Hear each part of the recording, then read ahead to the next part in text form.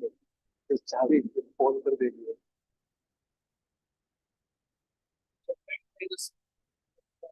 You're on. Okay.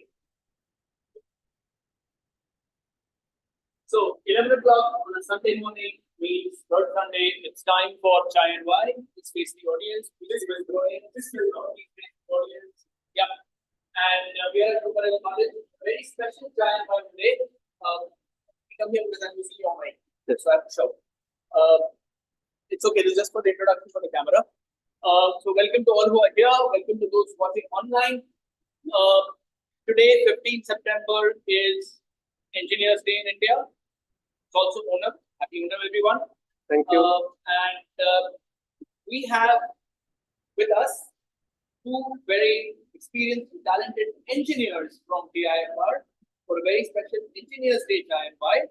So we have Krishnan Kuti and Pankaj Bharwani from the Department of Astronomy and Astrophysics. They've been at TIFR for more than 30 years, working on all kinds of very interesting problems in astronomical instrumentation, in developing satellite components, in developing various things where engineering is required.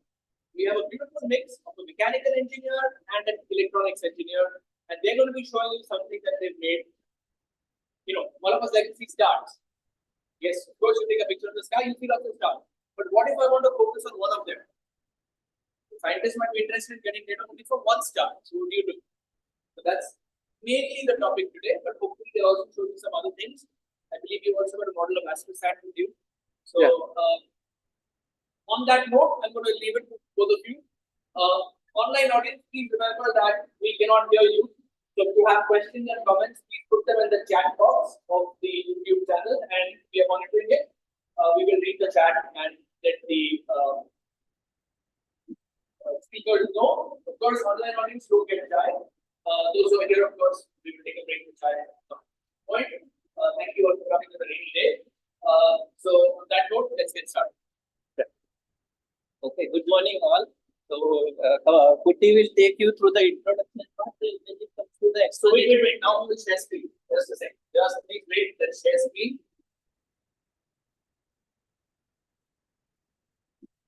Straight from.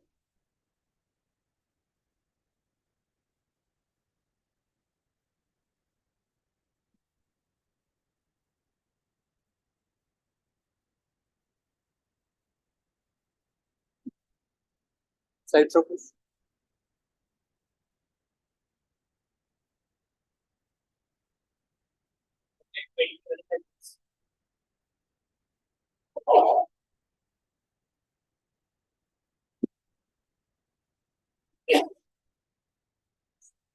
Okay, good morning all.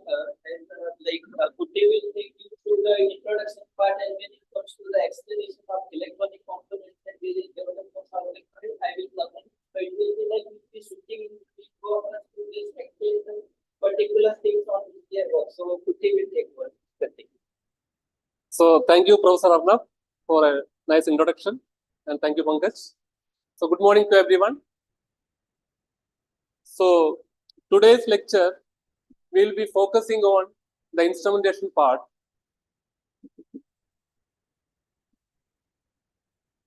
So this session will start with the fond memory of Bharat Ratna Sir Mokshagundam Visvesvaraya, who is the greatest engineer India has ever seen. So I will go through the plan of the talk. So first section was introduction, which Arnab and Pankaj already did. And then I will tell you about what is infrared. Then why infrared is required in the astronomy. Then after that, the engineer's role in modern astronomical research, what we do in the department. And what is multi-object infrared spectroscopy? That is the instrument, MOIS, what we are developing right now in the laboratory. And developing in that instrument, we are using some mask. Why we are using mask? We want to block the unwanted infrared radiation. So Pankaj will explain why we are using mask and what is it. And to drive this system, we need some drivers. That in this instrumentation we are using piezo workers. That also will explain in detail in the later slides. And the design of instrument and its testing. And finally, the results. So whatever result we got during testing in our laboratory. If time permits, we will also talk about the earlier instrumentation what we completed. So you probably heard about AstroSat. Myself and Pankaj both were part of AstroSat design team, which was designed for 5 years lifespan, but proudly we can say that is completing 9th year in the orbit now and sending useful data till now. That's a great achievement by the department, by TAFR. And going to infrared astronomy. So what our department do? The infrared astronomy group specializes in observational studies of star and planet formation, physics and chemistry of the interstellar medium, we call as ISM, and the galactic structure and kinematics of stellar populations in the galaxy. The group also specializes in astronomical instrumentation for ground-based and space-based infrared astronomy. In the ground-based infrared astronomy, we use Indian telescopes situated at various places like Devastal near Nainital and Leh.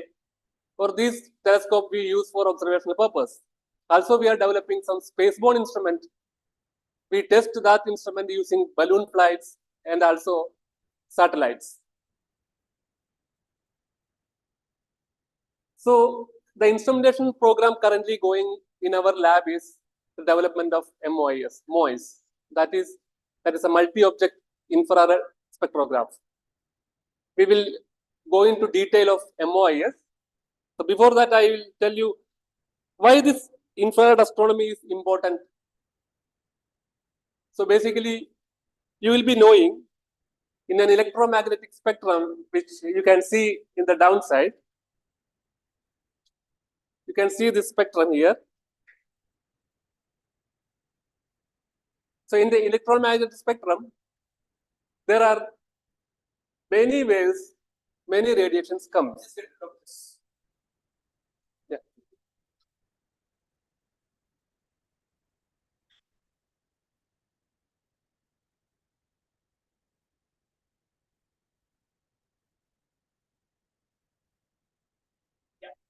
Thank you.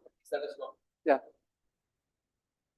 So in that electromagnetic spectrum, very small band can be visible by human eyes. So what does it mean? We can see only a small band of spectrum. It doesn't mean that there is no radiation in the other bands. Okay, there are radiations happening in the other bands. Photons are coming in other bands too. In that extended spectrum, on the right side, what you can see is gamma rays, then X-rays, and ultraviolet, and the visible range. Then comes the infrared. Okay, we are interested in that infrared region. In that also, that infrared region basically covers from 0.7 micron to 1000 microns. That is 1 mm. But our department interested in studying the bandwidth of 0.7 to 2.5 microns. That is, we call as near infrared. So we are developing an instrument for studying the near infrared radiations. And developing this near infrared radiation, one of the challenge here is, see, all the optical light, in the visible band, you can see it. But the infrared radiation, you can't see. As a human, we can feel it. For example, if you are passing through a hot rod or a fire, you can't see any radiation coming from that one, but certainly you can feel the heat. That human can do it. So that means there is a radiation coming in that we call as infrared radiation. And we are studying about near infrared radiation. The next slide. So why do astronomers observe in infrared region? So as I said, our department is interested in studying the star formation. So how a star is formed in the cloud, in the interstellar medium. There are many molecules, cold molecules that clump together and increase its gravitational pull. So after increasing the gravitational pull, due to that gravity, it collapses itself and releasing a high energy. During the process, the center of that molecule become hot. So as you know that, I mean, we press an atom on top of the other one, the pressure increases and it become hot. And in that process, a baby star, a protostar is basically taking shape. From there, the radiation is very low, and those radiation, that visible light, cannot pass through the thick dust. But the radiation in the infrared region that easily pass through the dust, which we have to detect to know about where the star formation is taking place. So for that purpose, our department is building this infrared astronomy instrument. So here you can see on the top left of the screen, you can see 3 images. So one is taken from a camera, that is a normal image, optical image, what we usually see in our life. And the right one is a thermal image. That means in the left image, you will see that when nothing is coming out from that body. But actually, there is thermal radiation. That is a thermal image on the right side, and the right bottom, it is a processed image. So you can see here, I mean, it is in various colors. The red color is hotter region, and the blue color is the colder region. And here, this is, as probably you are knowing that this is Orion optical image, what you see in the left. And the right side, it is the IR image.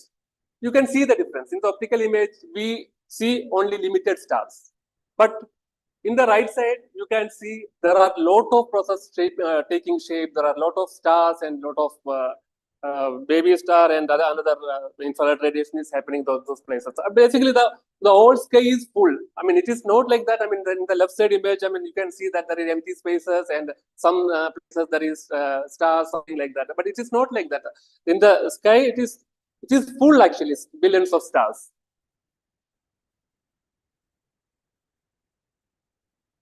And now I will go through the role of an engineer in this experimental research. So certainly how we set the problems. The problem is set by a concept of a physicist, basically a scientist. He will give the problem what is he interested in. So what he want to study. So that problem he will discuss with the team of engineers. Then the engineers visualizes along with the physicist. I mean, how we can go about it. Then we do the engineers do the designing and planning, how we can complete the instrumentation. And third, we build the instruments. Next, after building the instrument, we have to ensure that it is solving, it is basically solving the purpose. So we do test and evaluation. Then after test and evaluation, and that is happening in the lab, then we take the instrument to the experiment and maybe in this case for observations using multiple telescopes. And then whatever results comes from that observation, the scientists analyze and we get a conclusion. That is the standard cycle. Here what you can see is the scientist is involved in everywhere. I mean, in the design and plan, the building an instrument and the test and evaluation, everywhere scientist is involved with a team of engineers or a team of technicians in the lab. So today I will stress about the engineers. I mean, what is the contribution of engineers by building these instruments? This is our instrument. I told you the MOS, which is currently under development in the department. So this is the overall concept of MOS. Here, you can see various parts here. The first one is this is the infrared radiation coming in, and this is the CSU. We will be talking about the CSU, that is configurable slit unit. We will explain it further. Then that the infrared radiation pass through a set of lens, polymeter lens, and get it folded here, and there is a filter wheel somewhere here, and there is a grating mechanism. Then it's passed through the camera lenses, and finally the radiation falls on the detector. So that is the overall concept of MOS. This broadly can be classified in 3 categories. That is configurable slit units, which is very important, which is actually developed and a lab model is working. and the optomechanical assembly, which includes all these mirrors, prisms, and this grating and filter wheel assembly, and the detector assembly. So going to the details of MOIS, so our goal was basically do a simultaneous spectroscopic observation for multiple objects in single exposure. So usually in IR of the observations, what happens is a scientist go to the telescope site and decide, which object they want to observe. Accordingly, they go to the workshop and machine the fixed mask, a static mask. In that observation, that single observation, they can they can observe only one object, or maybe if there is 3-4 slits, they can maximum observe 3-4 objects. So that is a fixed mask. Here, the catch is, being an infrared instrument, this has to work in low temperatures. Anything warm that emits radiation, including our observation instrument. If it emits radiation, then what happens is our detector detect all these IR radiations, but detector doesn't know whether it is coming from the celestial bodies or whether it is coming from the observational instrument. So what we have to do is, we have to eliminate this infrared radiation coming from observational instrument. So what we do? We cool the instrument to minus 150 degrees Celsius or below to limit the background radiation. Okay. Then right side, what you can see is what is a mask actually. If you yeah.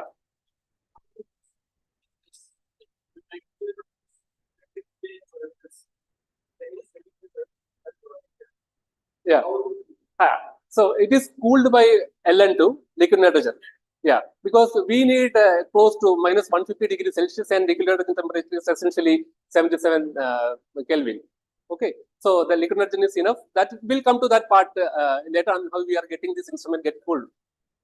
Okay, so right side what you see is a mask. You can see here there are 7 stars on the sky. Just for representational purpose. But if you put a mask, if you block all the unwanted area, so you can see only 6 masks, right? That is exactly a pattern. So what the observer use for infrared observations. But here, what we are doing is, we are developing a configurable slit mask, which we can configure then and there in that temperature and that during that test time. Okay, if you want to observe some object for 1 hour, you do observe that object for 1 hour, then we can change without touching the setup, because this is very important. The setup takes much time because it has to be cooled below minus 150 degrees Celsius.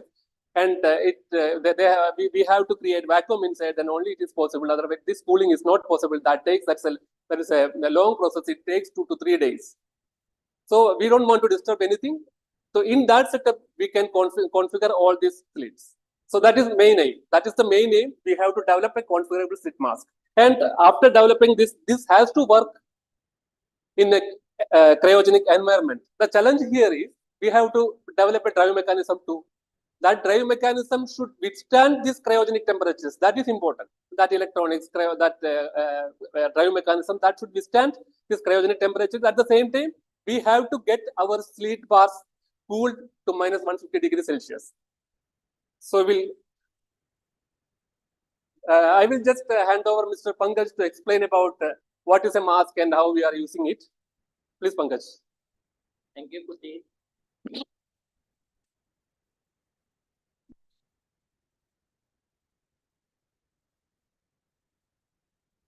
Okay, so as Kuti has already actually taken us through the introduction part, now we are trying to understand what is a mask. So as we can see in the screen,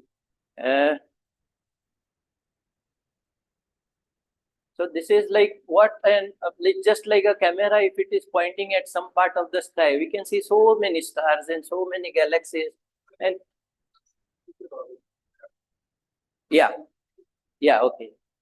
So now we are interested in actually understanding and analyzing only few of them. So there is lot of background to many of them. So what we do is, actually we have to create a slit. So let us assume that we want to do an analysis at some part here somewhere. So we are actually making a 3 slit. So what happens when I put this mask in front of the field of view and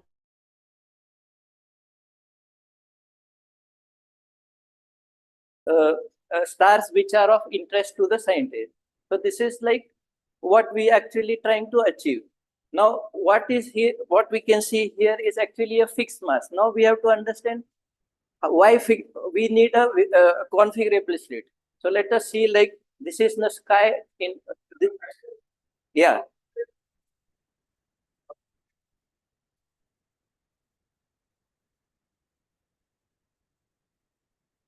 Okay, so what happens is, like we have explained, like our range of interest is 0.9 to 2.5 micron. So this is actually just an illustration to show the intensity of the radiation which has been analyzed. So this is not actually a visible band spectrum. It's just for illustration purpose. It is actually made a color contour. Yeah, only our range of interest. Correct. So what we saw here is just actually slit. This is like Kuti already said that we are working in cold temperatures and everything is in vacuum. So when we want to change our locations and we want to change our object of study, it is not possible to remove the mass from inside and put another mass. So what we have to do, we have to do something which is dynamic, which happens inside. So we have to actually go for configurable slit mass. So this is actually an illustration showing how the configurable mass can be made.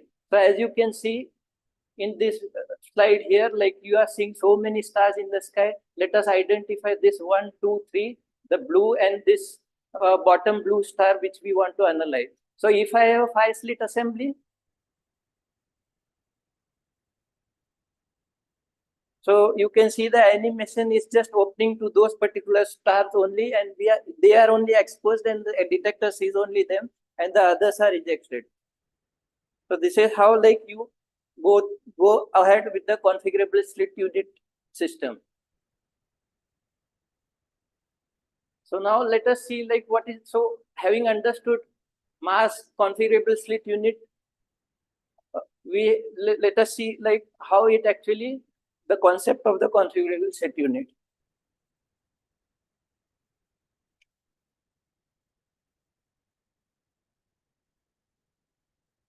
So as you can, as already explained, you can see like how we can achieve the configurable slits here.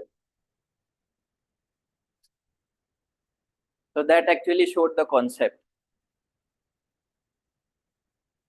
So this is like multiple. So if more objects have to be analyzed, so we go for higher number of slits. Now, having understood the concept of configuration, let us see what is the requirement in our experiment. So we actually need 5 slits, and so 5 motions are required for actually, as we saw in the previous slide, you have to have a moving bars from either side to make the slit which is required by us to point at a particular star in the sky.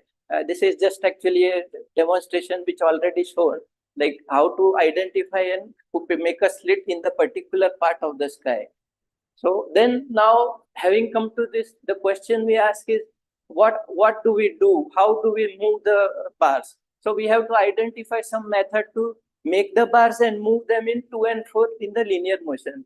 And then the second question is, once they achieve that position, whether we are actually able to get the position information from that. So that is a challenge where we have to actually develop something where we are actually moving the bars at the same time measuring the getting their accurate position. So if you can see, this 3 points are kept up. Now, once we have achieved this configuration, we can say that this configuration is applicable to any optical observation. But we are working in infrared. So for infrared, we need the configurable slit unit to work also in a cryogenic temperature. So we have to build a cryostat where actually it's an environmental chamber where you actually create the conditions of low temperature and it should work under vacuum conditions. So this is the challenging part of it.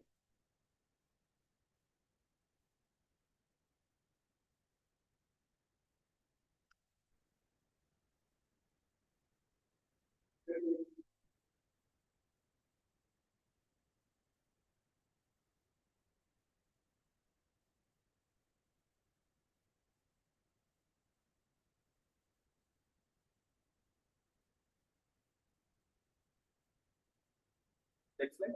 Next slide, yeah.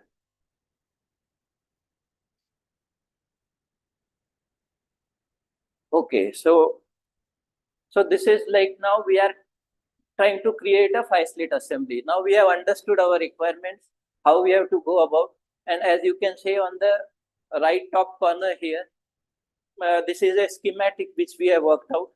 And in this, like already said, that we have to identify some component which can move the bars linearly, and for which we have actually identified piezo walkers, which I will be talking in detail. So in principle, what we are trying to achieve is a schematic shown on the right top corner. On the left bottom corner, you see actually what we have successfully built and achieved. And the transition from the schematic to this phase, we will be taking you through the development of this. And as you can see, the slit position accuracy required by us is 10 micrometers. So we have to identify some device which can read that small linear motion, as our design goal is to achieve a slit width of 120 microns to 130 microns. So now we have understood, like we have to identify something. So now we have identified piezo walkers. So why we are using piezo walkers for moving the slits? So let us understand the concept. Now piezo walkers, as you can see, actually they are just a pair of piezo actuators which work like a walking leg to create a walking motion that advances the longitude. So you can see in the video how it is advancing. The 4 legs are actually excited in such a way that actually they make a motion like legs move. And as you start reaching the position which you want to achieve, you slow it down. So by increasing or decreasing the speed, you can actually increase or decrease the speed. And depending on the type of excitation you give to it, you can move it forward or reverse. Subsequently, you are achieving the position. And you can, the piezo walker has an advantage where you can actually go in nanometers also. But in our case, we actually just want accuracy up to 10 micron. So we are actually not using that, but it can be used. And as you can see on the top right, there are various piezo walkers available. But what we want is, in our case, the linear motion is actually of a very large span. So we have identified, I have marked it as that piezo walker, which is actually having a linear span of almost 150 mm. So this is identified for our application. And other thing is, the advantage of piezo walker is they are actually non-magnetic of nature. So then it doesn't create any interference with any other electronics or other parts which are actually maybe sensitive to this. And also it uses material which is actually compatible with vacuum environment. Since our device will be used in vacuum, we have to actually go for something which is, so the piezo walker was selected and it was like ideal for our condition. Now the piezo walker has been identified. So the challenge remained is how to actually get the position information. If I actually give a coordinate, it goes there, but I don't know whether we have reached that point or no. So we have to have some readout. We have to have some position information. So what we did is a very simple thing. We actually procured a vernier actually. Like this is locally available, these verniers which are available up to least count of 10 micron. And what we try to understand is whether we can tap out this data from the vernier and remotely show it on a LCD. So we worked on this, and as you can see that we identified by tapping out some signals from the vernier, we can actually in principle like decode it and actually translate it to a extended so now once we have understood this, you can see in the third image like the reading which is shown here on the vernier is replicated on the display. Now having understood this, we were confident that we can use a vernier. So what we did next is actually we broke up the vernier, and as you can see, like we just removed the vernier scale part of it and the electronic reader part of it. And then it was organized in such a way and coupled on an assembly such that you can see the piezo walker is here, and it is like when it moves to and fro, it actually is coupled to the vernier. So as vernier, so we are in principle getting the position information. So this particular setup shows a controller. So we can say now we have actually 5 left arms and 5 right arms. And this is actually showing a 1 one slit assembly. And there you can see that the copper plates are connected here on the slit to cool it, which Kuti will be in detail explaining later. And as you can see, the runner, when it moves to and fro, it's coupled with the vernier. And there are similar, these controller cards are there, which actually control the motion and as per the operator's instructions. So now we have actually identified the parts. Now we have to actually make them working. So the concept, what we have done here is actually the operator just has to, the scientist has to just actually identify like what position slits he wants. So he just has to give 10 parameters.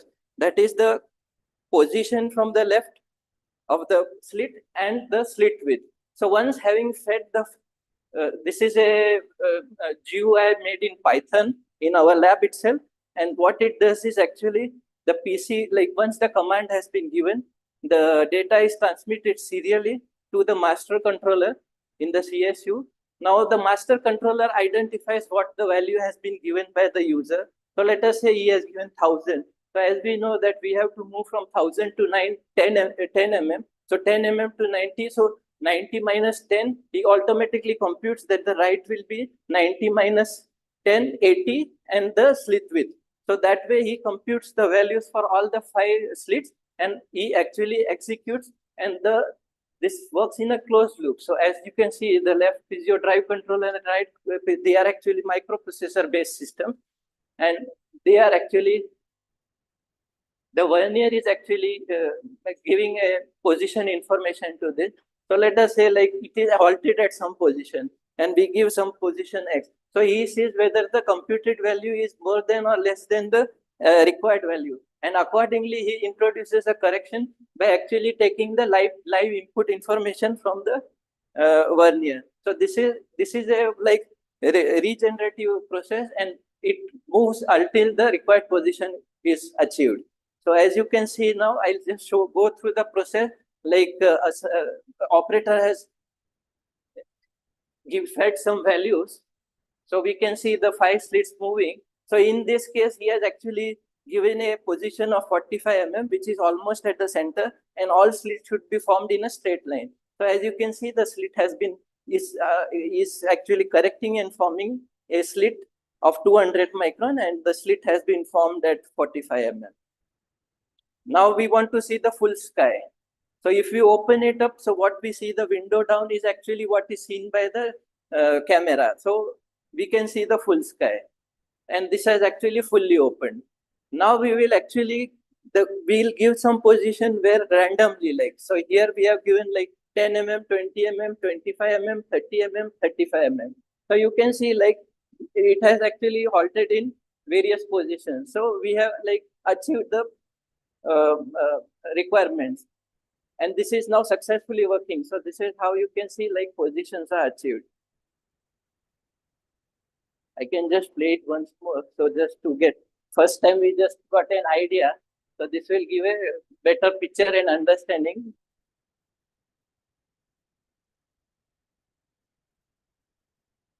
So this is a slit. All slits are formed at 45 mm.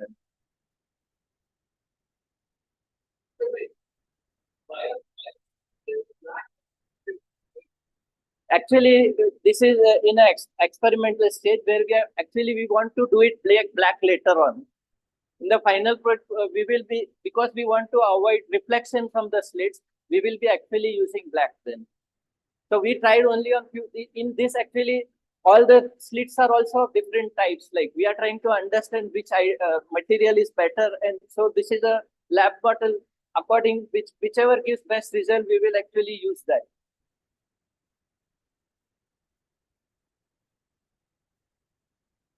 Okay, so now further mechanical process which we will go through for cryogenic, Putti will take over from me.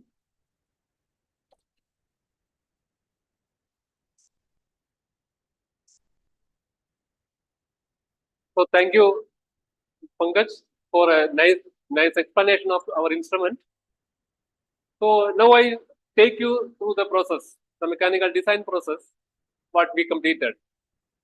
So here on the left side, it is a almost a standard kind of a procedure in the design process, what we usually do. First, we are defining the problem.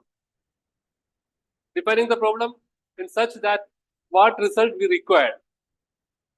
Then, this is an astronomical research. So, many times what happens is we are doing it the first time in India. Maybe in the whole world, we are developing something for the first time. So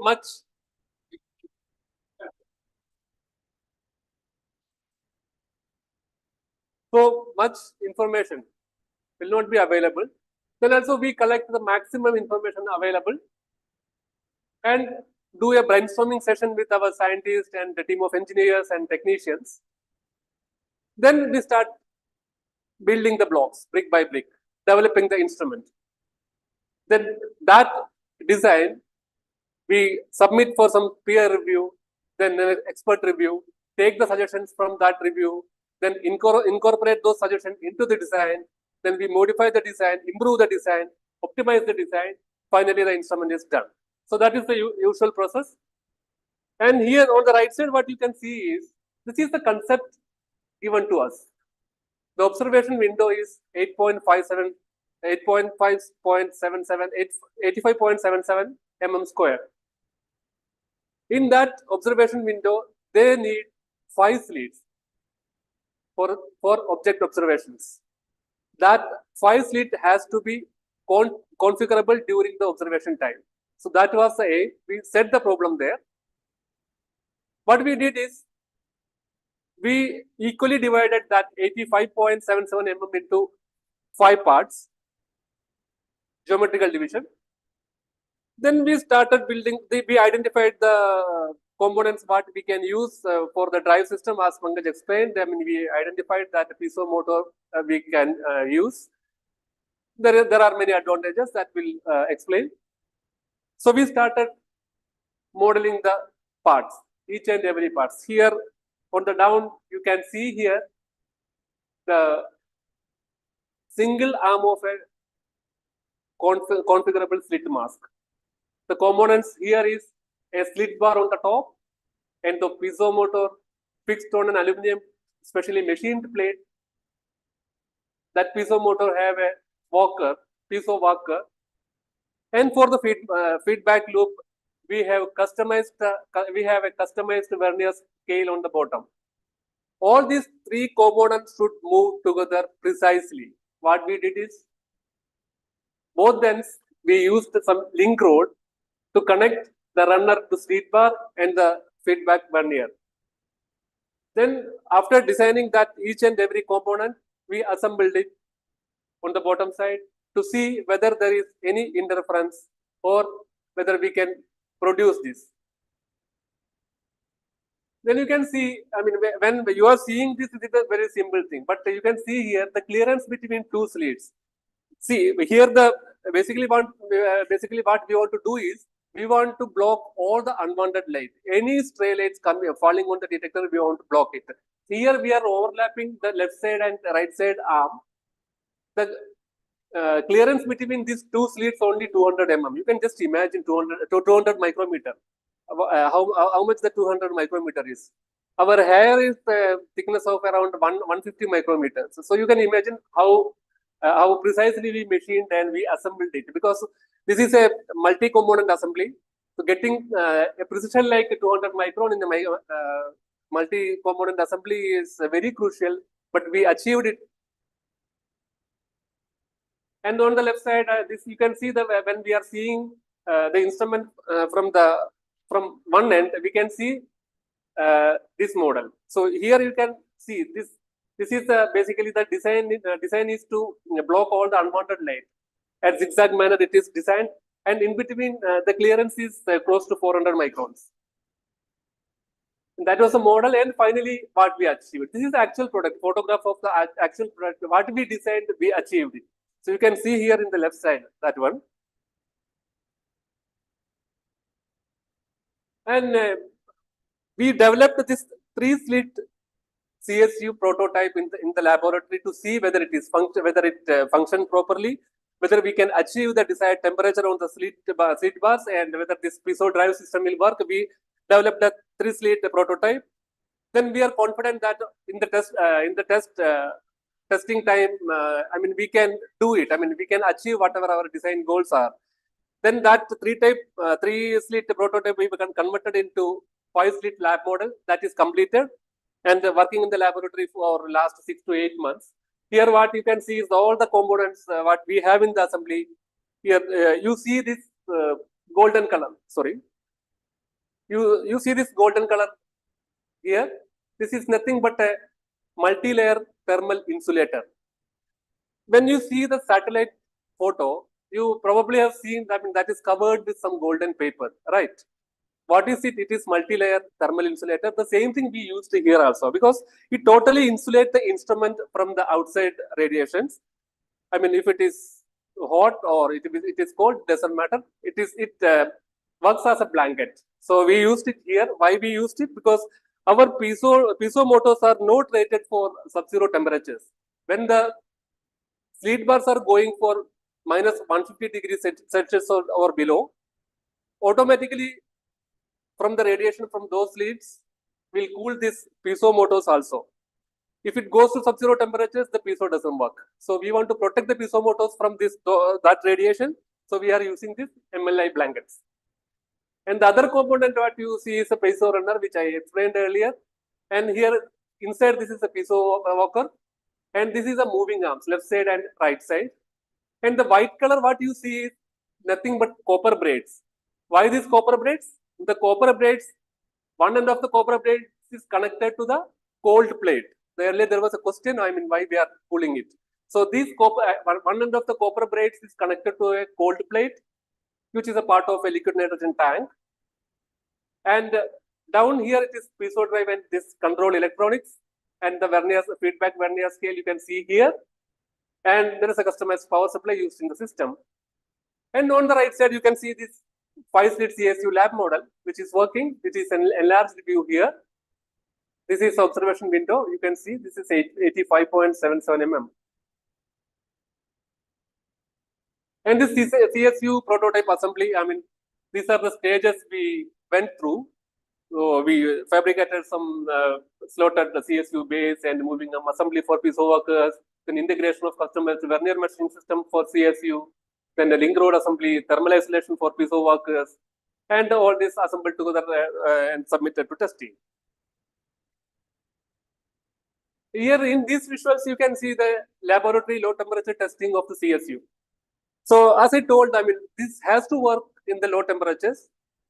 We have to make a cryostat for it. So during COVID time, this development happens. So that time we made a cryostat with whatever available material during that time because nothing was possible. And this is the cryostat which you see here. This is the cryostat we made to test CSUs. Okay.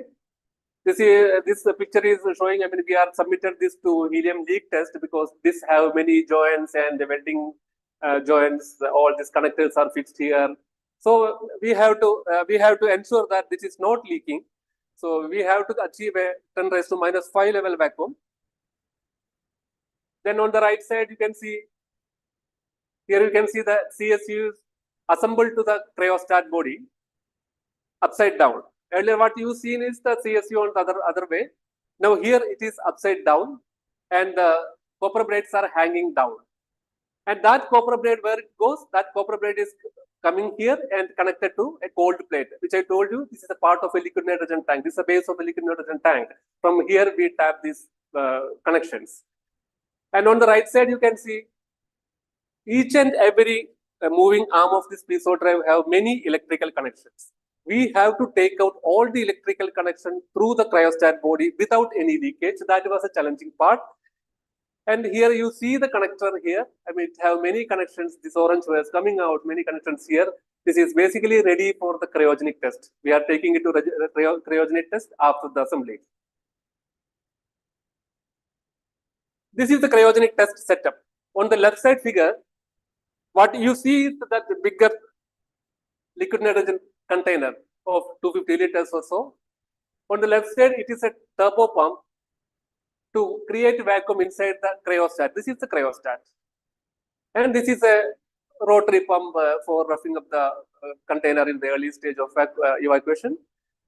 And inside the cryostat, how it looks like, right side there is a model you can see.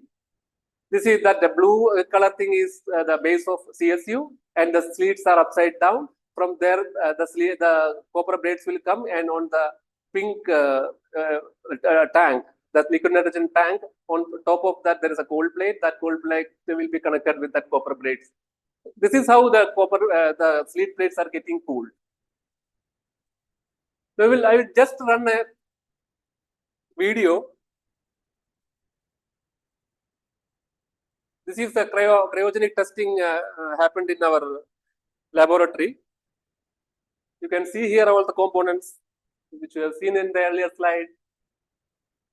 The cryostat in the middle of setup, and here you can see there is a temperatures. The thermistors are put inside, all the temperatures coming in. It shows that T11, T5, T6. There are 13 sensors in thermal sensors inside. We want to monitor all these temperature.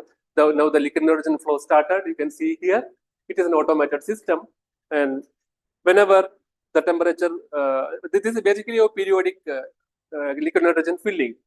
Like every 10 minutes, the liquid nitrogen will start filling, and we have put a feedback sensor on the overflow loop. So whenever that liquid nitrogen hit that sensor, it will send a signal of that temperature, and automatically the liquid nitrogen will cut off because that is fixed with the solenoid valve.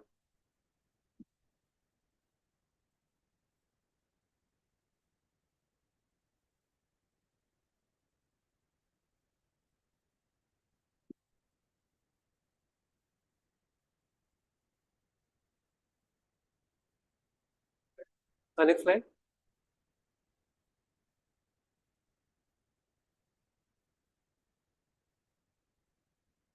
Yeah. So we'll go through the result now. So what result we got from the cryogenic test? Okay. So this is done for validating our design, whether it is functioning for the up to the designed goals. So functional test for positional accuracy is completed. We were getting an accuracy close to 10 micron. And successful completion of cryogenic test with all functions. And heat is used to maintain piezo temperature without affecting slit temperature. This is an important part. When we started cooling the slit bars, then we came to know that this piezo bars, piezo motors are also getting cooled, and this doesn't work to sub-zero temperatures. So what we did is we placed local heaters on each and every piezo motors. And we have to ensure that that heating does not affect the slit bars, because if that affects the slit bars, it will send false signals to the detector system. So we want to avoid that one. And we successfully did this heating of the slit bar without affecting the slit bar temperature. Heating of the piezos without affecting the slit bar temperatures. Here you can see the results.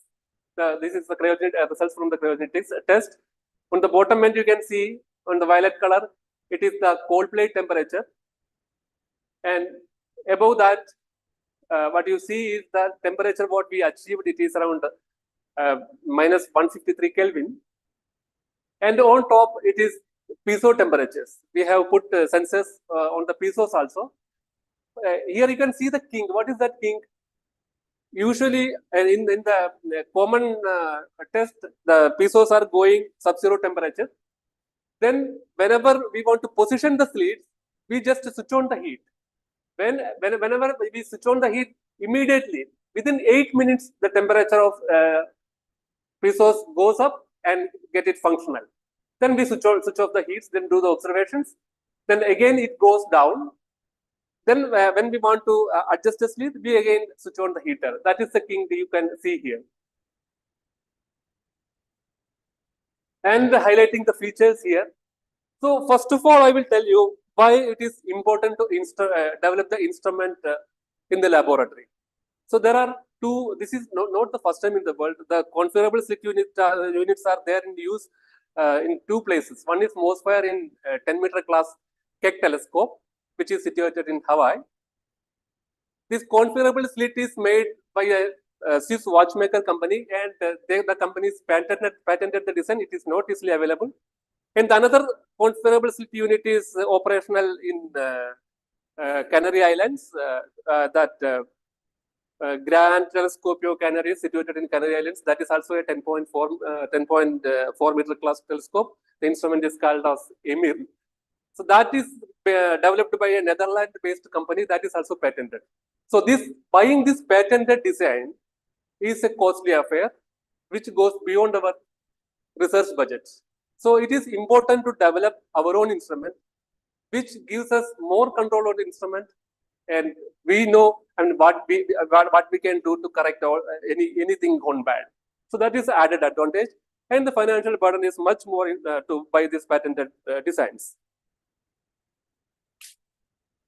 And the serviceability and maintenance is very easy because we made it as a modular structure. So whenever a module goes bad, we can simply replace it in the 11th hour. There is no issues at all. And upgradation and expansion of seats. What here I mean is expansion of seats. So currently it is made for 5 seats. But this can be easily scaled up to 10 seats or 20 seats. There is no problem at all. 10 seats is straight away, and for 20 seats we can have some add some additional mechanism, but still it is possible. So that is possible. That is the additional advantage. And without the cryostat, the CSU can be used for optical astronomy. That is an important part. When we are using this instrument for IR observations, the cryostat is required. If there is some optical observations, straight away we can use we can place this instrument to any Indian telescope and do observations. And this is the previous instrumentation what we did in our department. That is for AstroSat. I told you this is completing 9th year in the orbit now. All 3 major instruments was developed by TIFR that is in the Department of Astronomy Astrophysics. So you can see here the lag species, 3 lag species, put it here, and the CCT imager, and here it is the SXT at the center. All these 3 instruments developed by TIFR. Myself and Pankaj was part of the AstroSat team. And this was on the left slide, you can see this is the clean room image, clean room from ISRO Space Center, Sriharikota, how this satellites looks like. All these are colored in gold. I told you this is multi-layer thermal insulators. And here the CCT is there on the right side. So that is also have a radiator and covered in the multi-layer insulator. On the left side, it is lag species here, and on the right side, it is SXT. Although all this instrumentation is done in TIFR, it was an in-house development. Even this MOS is an in-house development. Only the piso worker is bought from outside. Rest all the components we developed in-house in TIFR. That was a great achievement. And the instrument is working successfully for last 6 to 8 months. So anytime we will be completing this MOS project and going for observations. So this ends my presentation. Thank you very much. Thank you, this outreach team, Professor Varnab and Mr. Ullas, for inviting us for the talk and giving us a great platform to reach to more audience. Thank you very much. Yeah, we can show the AstroSat model here. So this is the AstroSat model.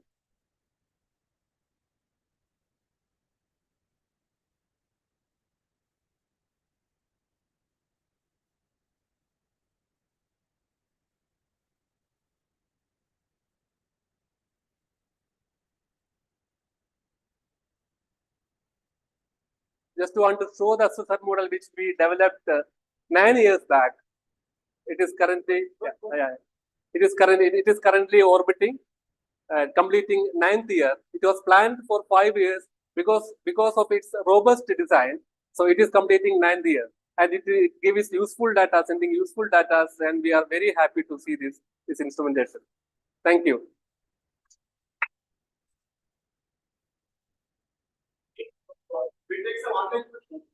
Yeah. Yeah. Yeah. Why do you put the split plates? Do we need to put why do you need to put the split plates also, and why do you need to put the resource? Yeah, you putting the plates. Yeah. Because the sensor between yeah. Okay. So any warm object that radiate in infrared. Okay, so basically, whenever it radiates in infrared, the detector doesn't know whether it is coming from any celestial body or it comes from any observational instrument.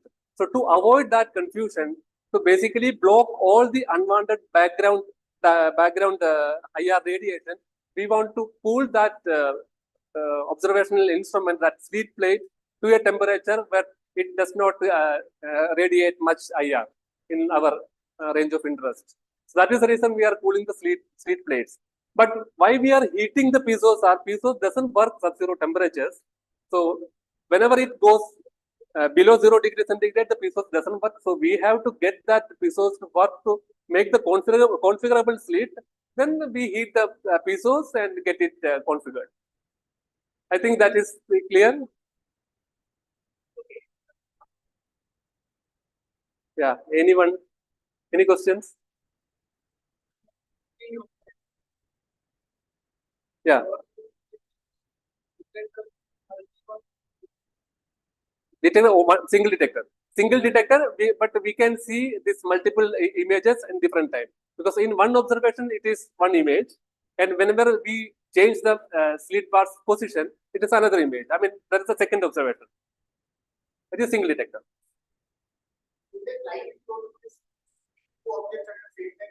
Yeah. Yeah. Yeah. Yeah. Yes. Other observation will do. Yeah.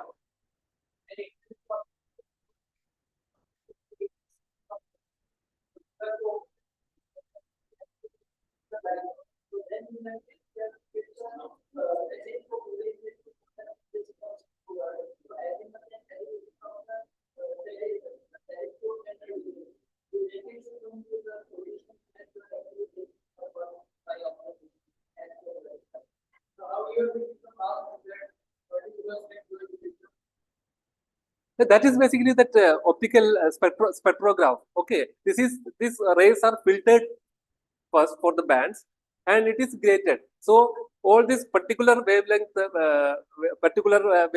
rays will fall on a same side, on the same position on the detector. So we segregate from here that the optical assembly is there. So we segregate then and there, and it falls on at different positions of the detector. Yeah. So what I suggest is we'll continue in-person discussions, but we'll close the online stream now. Yeah. So thank you, Kuti and Pankaj, for an interesting session. Thank you. Yeah. So yeah, the next session will be held in 2 weeks.